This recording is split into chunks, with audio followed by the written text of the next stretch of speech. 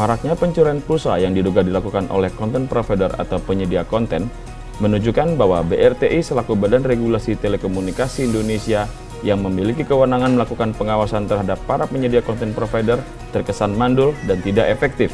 Ada beberapa narasumber atau konsumen yang mengeluhkan ke kita, Mas, saya lebih percaya dengan teman-teman di Suma Jakarta daripada dengan pemerintah, operator, ataupun BRTI. Tugas pengawasan yang diemban BRTI terlihat tidak dilaksanakan dengan baik, sehingga ulah yang merugikan masyarakat itu terkesan dibiarkan saja.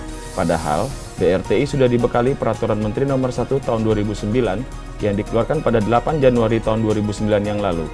Ini sudah ada aturannya.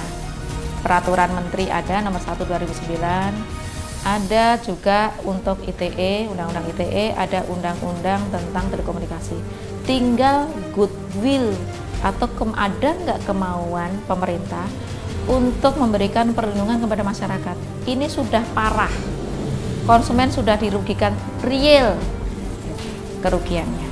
Semestinya BRTI tidak ragu untuk menindak setiap pelanggaran yang merugikan masyarakat, dan Kominfo terlebih dahulu membereskan BRTI agar bekerja dengan benar, dengan alasan BRTI masih mempelajari kerjasama antara konten provider dengan operator. Kita lihat dulu ya, kita akan pelajari dulu konten provider sama operatornya, gitu. Kerjasama seperti apa. Kita mau lihat dulu kerjasama mereka seperti apa, gitu. Karena kerjasama mereka juga kita nggak tahu. Kita mau lihat dulu, gitu. Jadi kalau nanti itu menyesatkan masyarakat, kita akan berikan sanksi sesuai dengan peraturan penuh yang berlaku tadi. Peraturan Menteri Nomor 1 Tahun 2009. Terancam kita cabut itu. Itu wewenang BRTI. Seperti diketahui, akhir-akhir ini kejahatan pencurian pulsa pelanggan operator telekomunikasi kembali marak terjadi. Hingga pemberitaan berbagai media yang nyaris tidak pernah sepi dari keluhan pelanggan dari berbagai operator telekomunikasi. Saya melaporkan kerugian atas pencurian pulsa saya kepada teman-teman di Suma, dan saya berharap teman-teman di Suma bisa membantu saya dan memperjuangkan hak saya, karena menurut saya ini sangat merugikan dan sulit sekali untuk dihentikan.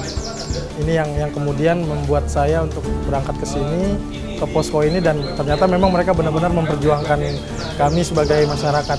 Para pelanggan operator mengeluhkan seringnya ada SMS yang menawarkan sesuatu yang tidak jelas dengan iming-iming gratis. Ternyata, ujung-ujungnya mereka malah melakukan registrasi sebuah konten dengan harga premium dan secara periodik memotong pulsa pelanggan. Trikinya ini membuat orang yang tidak aware, tidak perhatian terhadap misalnya pembayarannya dia, mungkin itu yang akan kena gitu ya. Tetapi kalau misalnya orang yang prabayar, membayarnya pakai prabayar, itu kan hitung betul.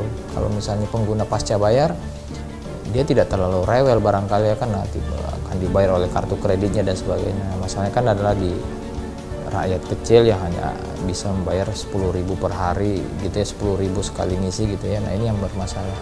Nah itu memang tricky ya, memanfaatkan kelengahan orang.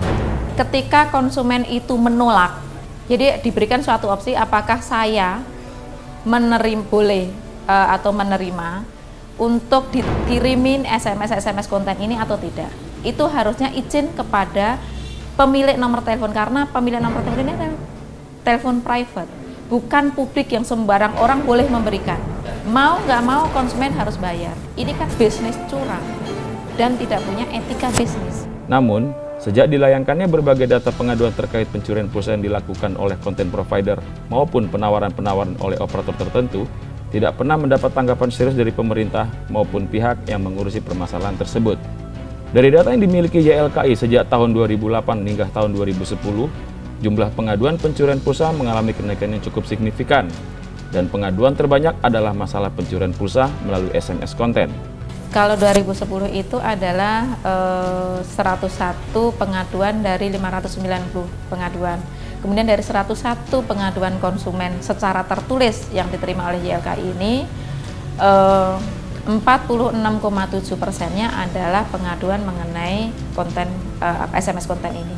Sikap pemerintah yang acuh terhadap kepentingan konsumen ini menggugah niat para mahasiswa yang bergabung dalam Lisuma untuk melakukan aksi dan menghimpun data korban pencurian pulsa dengan membuka posko pengaduan. Gerakan posko keliling ini kita jalani itu sekitar 10 hari. Akhirnya hari Jumat pas tanggal 30 sampai 31 itu kita buat aksi turun ke jalan untuk mengendor pemerintah dulu biar merespon gerakan kita.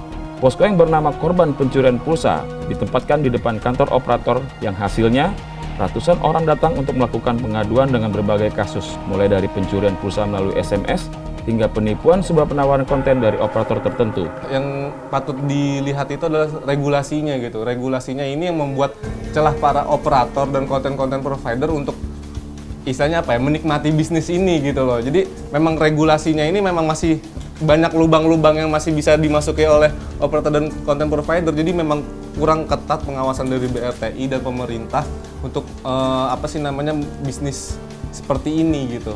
Masalah pencurian ini mulai mendapat tanggapan pemerintah sejak para mahasiswa yang tergabung dalam Lisuma membuka posko pengaduan pencurian pulsa di akun jejaring sosial Facebook.